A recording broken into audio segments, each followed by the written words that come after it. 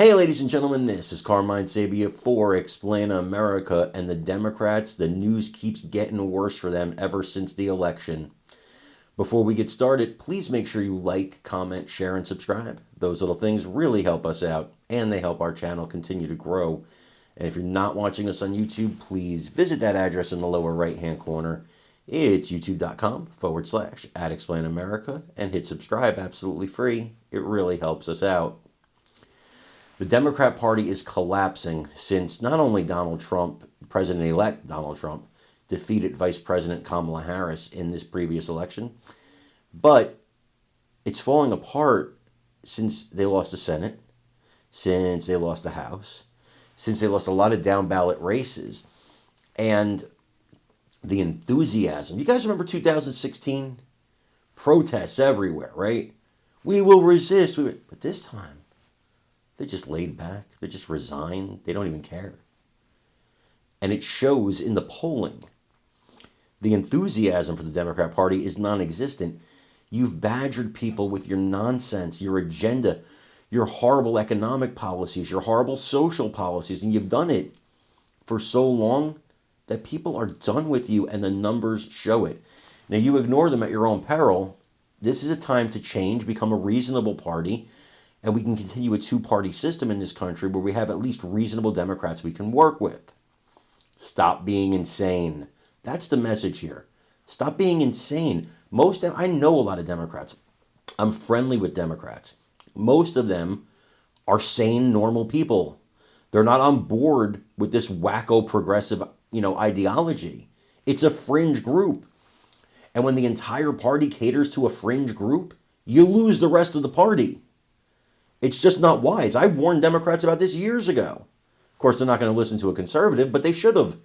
Bill Maher was saying the same thing. James Carville saying the same thing. Cenk Unger saying the same thing. So come on. Guys, I want you to watch this video about it and let me know what you think in the comments. Take a look here. President Trump's transition net approval. You go back to November of 2016. Look at this. It was just at plus 1 point. Just at plus 1 point. That is well below the historical norm. Look at where we are today. Significantly higher. Plus 18 points. That's 17 points higher on the presidential transition net approval rating. The bottom line is this.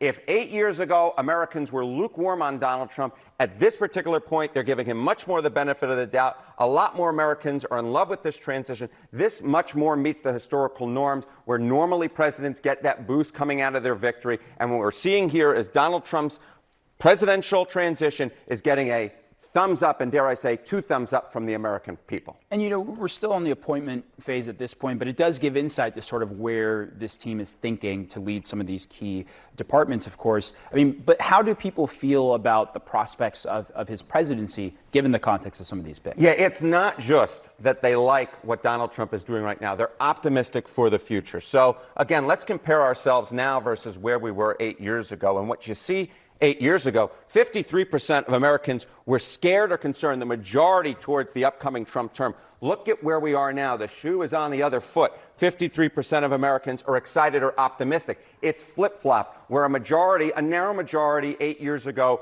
were scared or concerned about the upcoming Trump term. Now what we see is that the majority is excited or optimistic about the Trump term. So what we're just seeing is very different numbers from where we were 8 years ago. 8 years ago, folks really were not that in love with the Trump transition. Now they are, and more than that, looking forward to the upcoming Trump term.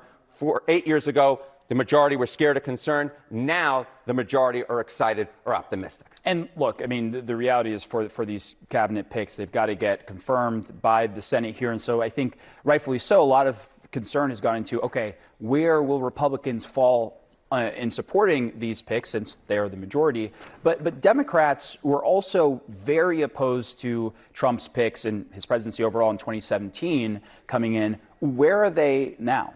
I think one word to describe Democrats now is just they're exhausted. They're tired. It's very hard being in the opposition. Donald Trump wears out his opponents, and I think they've done that here. So Democrats, Trump's win motivates me in what way to do things? Just 44% say to oppose Donald Trump. The majority, the 56%, either 46%, it doesn't motivate me at all, which I think is really the exhaustion pick, right? This is the plurality. Or 10% say it actually motivates them to support Donald Trump. Together, these numbers get 56%, far higher than the 44% who say oppose Donald Trump. The bottom line is this: Republicans very motivated by Donald Trump's win, and compared to 8 years ago, Democrats just really, really tired. They have just given up. We'll see what happens, right? Yeah, Trump gets this is sworn November in. 2024. I think a lot of people are exhausted after the election. I think Yeah. a lot of people are exhausted, but this is really a very different picture from 8 years ago. The American folks are much more behind Donald Trump than they were back in November of 2016. And Democrats, who are so rich in their opposition to Donald Trump 8 years ago, at this particular point, they're just like, I'm going to take a step back. Harry Enten, everyone, appreciate you being Thank you. being here and staying over there. This distance is good. Kate?